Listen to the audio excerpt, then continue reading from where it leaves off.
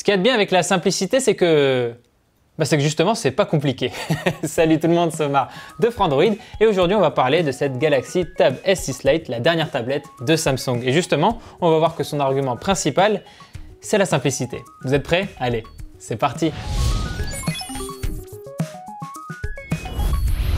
Cette Galaxy Tab S6 Lite, je l'utilise maintenant depuis quelques jours chez moi et j'apprécie assez bien le produit. Et justement, je voulais vous faire une petite présentation, tout en simplicité, pour vous expliquer pourquoi le compromis qu'a trouvé ici Samsung me paraît très intéressant. Vous l'aurez sans doute remarqué, quand on parle de tablettes, on va souvent vous rediriger vers des iPads, tout simplement parce que ce sont les meilleures tablettes du marché. Après, si vous n'aimez pas du tout l'écosystème d'Apple, on va avoir tendance à vous rediriger vers les tablettes haut de gamme de Samsung.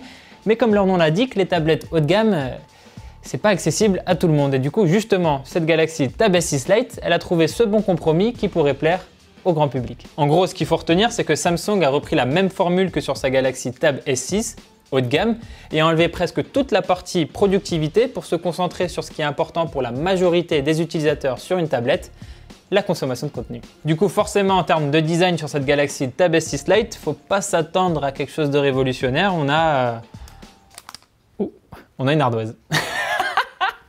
La petite critique que je pourrais faire sur cette Galaxy Tab S6 Lite au niveau de la prise en main, c'est sur son poids, parce qu'avec 467 grammes, c'est pas forcément toujours évident à porter, mais en même temps, c'est pas un haltère non plus, n'abusons rien. Globalement, la prise en main, elle est convaincante. Encore une fois, on est sur une tablette très simple. Alors oui, il y a des grosses bordures autour de l'écran, mais en vrai, on s'en fiche totalement. Surtout que ça permet d'utiliser la tablette au format paysage sans mordre sur l'écran. Pour la connectique, on est sur quelque chose de très classique avec un port USB-C ici, une prise jack de l'autre côté, et bon à savoir, il n'y a pas de lecteur d'empreinte. Alors on l'a déjà dit, cette tablette elle est faite essentiellement pour la consommation de contenu et consommation de contenu ça veut dire un bon écran. Du coup, comment faire un bon écran sans que la tablette ne coûte trop cher? Ici Samsung a décidé d'intégrer une dalle IPS LCD et non pas de l'AMOLED comme sur ses appareils haut de gamme.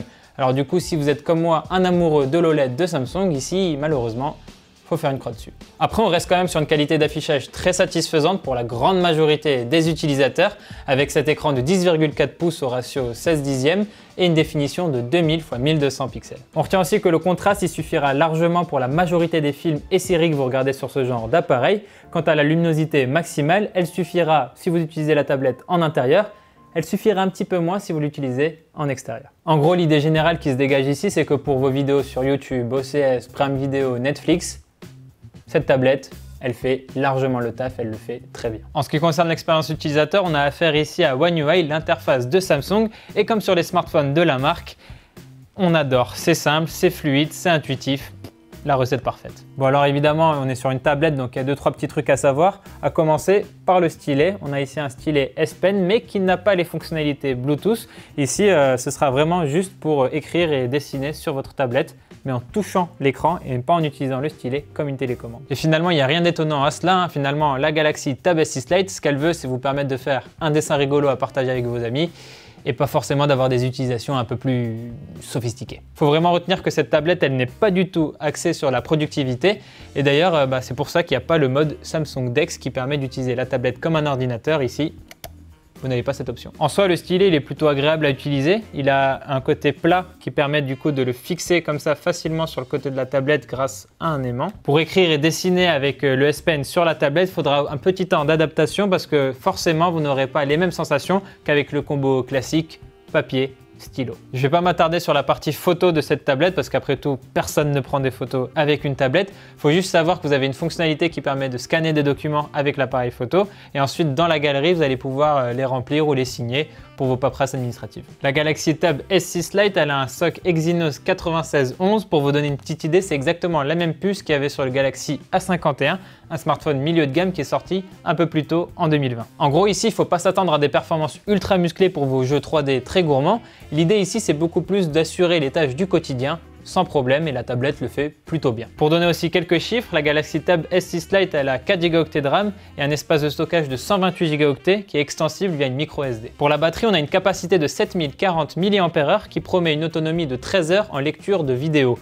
Et globalement, sur mes premières utilisations, j'ai l'impression que la promesse est plutôt tenue. La Galaxy Tab S6 Lite, elle est vendue en France au prix de 399 € pour sa version Wi-Fi. Et pour le modèle qui est compatible avec le réseau 4G, il faut mettre 469 €. Du coup, voilà, pour la version à 399 €, Samsung a su faire un compromis assez intéressant, même si ça reste sans doute un petit peu trop cher pour beaucoup d'utilisateurs. Voilà, c'est tout pour cette vidéo. Merci de l'avoir regardé jusqu'au bout. N'hésitez pas à vous abonner à notre chaîne YouTube ou à aller faire un tour sur notre site frandroid.com. Quant à moi, je vous dis à très vite dans une prochaine vidéo sur Frandroid évidemment. Non. Ouais.